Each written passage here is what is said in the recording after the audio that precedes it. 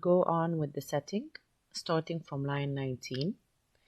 In this part, from line 19 to 41, we will discover the description of the setting in the streets of Dublin. One of the main symbols is darkness and light.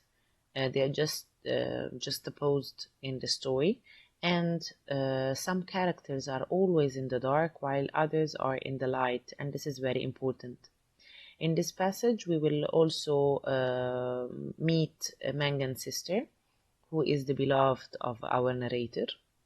We will focus on the description of this character and the fact that it is a source of life and escape for the narrator. As I already mentioned, darkness is very important, so we will find a lot the adjective dark, and we will find also many times the word light.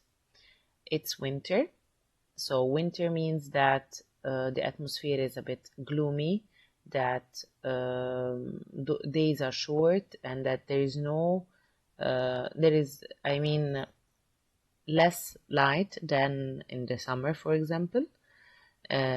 So let's read this passage and discover line by line the symbols and the main ideas. When the short days of winter came, dusk fell before we had well eaten our dinners. When we met in the street, the houses had grown sombre. The space of sky above us was the color of ever-changing violet, and towards it the lamps of the street lifted their feeble lanterns. Okay, I will do part by part so that you don't lose track. So in this first 5 lines, we are introduced to the time, okay, in the setting, and it's winter. And the author says that normally winter days are short, okay, so there is dusk, okay, and this means that days are very short and that the light time in the day is not long. So this symbolically gives the idea of a gloomy atmosphere and a day where darkness prevails. Houses are somber, and this is an atmosphere of death. Okay, so short days, less light, dusk, and then the sky is called violet sky. You have to know that violet is the color of the church, and in this way we refer to the priest.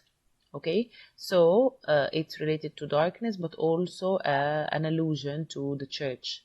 Feeble lanterns, light is not strong, okay, and the air is cold, as we're going to find in the following lines. The cold air stung us, and we played till our bodies glowed. Our shouts echoed in the silent streets. The career of our play brought us through the dark, muddy lanes behind the houses, where we ran the gauntlet of the rough tribes from the cottages to the back doors of the dark, dripping gardens, where odours arose from the ash pits to the dark, odorous stables, where a coachman smoothed and combed the horse or shook music from the beckled harness. Okay, so we said the air is cold.